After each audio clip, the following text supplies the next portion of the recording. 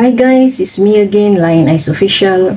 Nagbablog para sa inyo ng pawang katotohanan lamang at walang halong kasinungalingan. Ito ay vlog na totoo ang nilalaman. Good morning, good afternoon, good evening sa ating pong mga subscribers, viewers, and followers sa ating FB page, Lion Eyes. Sana po ay lagi kayong nasa mabuting kalagayan. Sa mga hindi pa po nakapag-subscribe sa ating channel, mag-subscribe na po, paki-like, paki-share at paki-click na rin po yung ating notification button para updated po kayo sa mga videong i-upload natin. Sa mga kapwa ko OFW, mabuhay po tayo, laban lang para sa ekonomiya ng bayan. So, time check, 12:27 PM dito sa planetang Mars. Okay, kumusta na po ang lahat? Sana po ay you're safe and sound sa aking mga minamahal na mga subscribers at viewers, no? Magandang tanghali. Nagtanghalian na po ba ang lahat? Ako hindi pa. So, hindi ako makapaghintay na bigyan ng reaction itong isang desperate diehard supporters, no? Kasi kahapon lumipad po ang ating mahal na po Pangulo at ang unang ginang papunta sa South Korea para makilahok dito sa APEC Summit. So, ito po ay kikredit natin sa DZRH News. So, ang sabi po dito, ito po ay balita kahapon na lilipad ngayong tanghali, that means kahapon po, si Pangulong Ferdinand Marcos Jr. papuntang South Korea upang dumalo sa 2025 APEC Summit. Kabilang sa kanyang pakikipagpulong ay ang Leaders Meeting, Leaders Dialogue at CEO Summit. So, hindi ko na po babasahin ang buong detalye ng balitang ito. Ang gusto ko lamang pong bigyan ng reaksyon ay yung isang desperate diehard supporters na nag-comment na ang pangalan niya sa kanyang FB ay Hermas Saguin. Hermas Saguin. Ang sabi po niya dito, lipad-lipad lang ang iniwanan gutom. Okay, ulitin ko ang comment niya. Ang pangalan niya, Hermas Saguin. Lipad-lipad lang ang iniwanan gutom. So, hindi ko pinalampas ang comment ng taong to. Bali, dalawa silang binigyan ko sila ng sinupalpal ko sila sa comment ko, no? Tapos yung isa sabi niya lumilipad tapos pag uwi walang magandang balita. Sabi niya ganun. Tapos sinupalpal ko siya sa comment section. Tapos ito naman, ito yung parang hindi katanggap-tanggap na comment ng isang desperate diehard supporters. So, ang comment ko sa kanya, ang reply ko sa kanyang comment, why don't you tell that to VP? At least PBBM is traveling with purpose.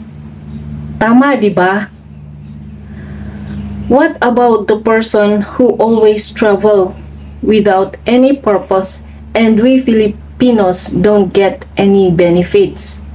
She's just talking bad about PBBM's admin. Bakit pati pagkain nyo inaasa nyo sa Pangulo? Bakit hindi kayo magtrabaho? Iyon ang nireply ko sa kanyang comment. Bakit dala-dala ba ni PBBM ang inyong kaldero, ang inyong kawali, ang inyong plato, ang inyong mangkok, ang inyong kutsara, ang inyong tenedor, ang inyong bigas, ang inyong ulam? Para mag-comment ka ng ganito? Iniwanan gutom? Mga inutil ba kayo?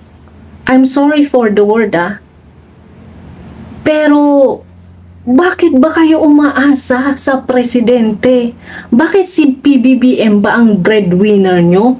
Siya ba ang magtatrabaho para sa inyo? Hindi, di ba? Kayo mismo. Kayo mismo ang magtrabaho para sa sarili ninyo. Para hindi kayo magutom, magtrabaho kayo. Di ba?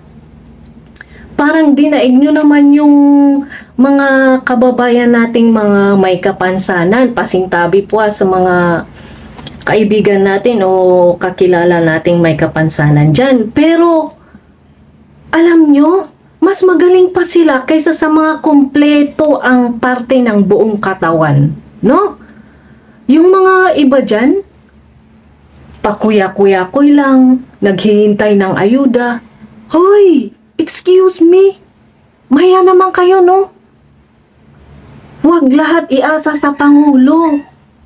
Uulitin ko, hindi po si PBBM ang inyong breadwinner. Kayo mismo magsumikap. Huwag yung puro kayo komento dyan, lilipad-lipad, tapos ang iwanan, gutom. My goodness! Anong klase? Kompleto ka. Kompleto kang pinanganak, may paa, may kamay. Tapos ganyan, tatamad-tamad kayo? Magtrabaho naman kayo. Huwag kayong ganyan. Pambihirang buhay, ginagalit nyo na naman ako. Hindi na ako kumain ng lunch ko, tapos ganyan pa kayo. Ay nako mga to, magbago na kayo. Hindi talaga uunlad ang Pilipinas pag ganyang klase ng mga didilis ang pag-iisip. Naku! Tapos makapag-comment kayo, akala nyo kayo na? Eh di wow! My goodness! Ay naku, bago tayo high blood dito, magpaalam na tayo. Pinagpapawisan ako sa inyo. Kala nyo So maraming salamat po sa inyong patuloy na pagsuporta sa ating munting channel. Ako po ay magpapaalam na ulit as usual. At limitado po yung aking oras. So maraming salamat pong muli sa inyo. Ito na naman po ang inyong lingkod at naniniwala sa kasabihang di baling konti ang views, ang importante hindi tayo nagpapakalat ng fake news.